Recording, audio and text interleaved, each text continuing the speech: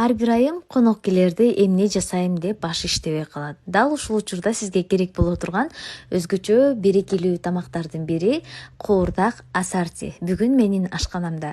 Рецепти менен бөлүшөм, видеону аягына чейин көрүңүздөр. Алгач эле койдун ушундай дүмбасы керек болот. Бизде дүмба дейт, негизи куйрук деп аталат. Анан базарга барып алып дүмбадан берип койгула дебегиле. Куйрук, койдун куйругу. Дал ошол куйруктарды тизип аласыздар дагы, отту жакпай турасыздар. Биринчи казанды ырастап аласыздар. Анан ошол майдын үстүнө эле картошка, сөзсүз түрдө ар бир слойго кара мурч, туздан себелейсиздер.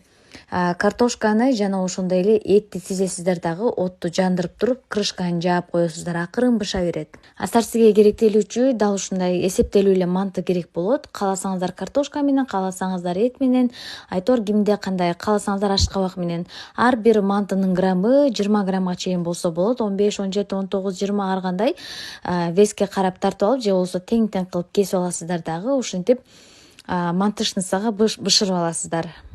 Биздин асартиге фаршталган перец дагы керек болот. Дал ушундай фаршты даярдап аласыздар. Кадимки жасагандай кылып эле эт, помидор, чеснок, пияз кылып эле даярдап аласыздар дагы. Балгаралардын баарына салып туруп, бууга бышырып аласыздар. Кадимки манты бышыргандай 40 мүнөт. Куурдак дагы 40 мүнөттө даяр болот. Картошкалардын баарын чыгарып алгандан кийин ошол эле майга этти кызарта кууруп аласыздар. Кызарган эттерди четинен чыгарып, кооздоп салып баштайсыздар. Кааласаңыздар куурубай деле койсоңуздар болот. Бирок көрктүү жана кыпкызыл башкача эт болуш үчүн кууруп алсаңыздар жакшы. Бул менин сунушум. Бул тамакка чындыгында убакыт аябай керек эле. Жаныңыздарда шериңиздер болгон болсо, бат эле бүтүрүп аласыздар жасап. Мен болсо өзүм болгондуктан бир кызыма чуркап, бир дасторконго чуркап, айтор эптеп жасадым.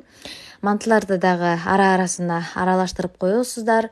Ар ким өзүнүн фантазиясына карап жасаса болот. Кааласаңыздар мантыны бир ортого кылып, четине картошканы тизип туруп, эң четине эттерди тизип койсоңуздар дагы болот. Бул ар ким өзүнүн фантазиясына жараша кооздойт. Мен аралаштырып эле салдым. Бул учурда биздин фаршированный перецибиз да даяр болуп калды. Аларды дагы ар кандай кылып кооздоп алсаңыздар болот. Ар ким өзүнүн фантазиясына жараша. Айтор кооздоп болгондон кийин пияз жана укроптон себелеп, дасторконуңузга ысык чай менен бере берсеңиз болот. Сиздин коногуңуздан өткөн бактылуу адам жок болот. Айтор жаккан болсо лайк, комментарий жазганды унутпаңыздар. Ар дайым акысыз рецепттер Акзор ашканасында гана болмокчу. Асарти куурдак ар бир дасторкондо болсун жана ошондой эле ар бир айым конокторуну жакшы күтүп алганга жакшы мотивация деп айта алам. Керектелген азыктардын баарыны мен текстте калтырып кетем. Ошол жакка карап туруп жасай берсеңиздер болот. Жасап бүткөндөн кийин жанагы казанда калган майдан бетине бир аз себелеп туруп, пияз, укроптон кооздоп коесуздар. Барыңыздарга чоң рахмат, көңүл бурганыңыздарга. Ар дайым акысыз рецепттер бир гана Акзор ашканасында.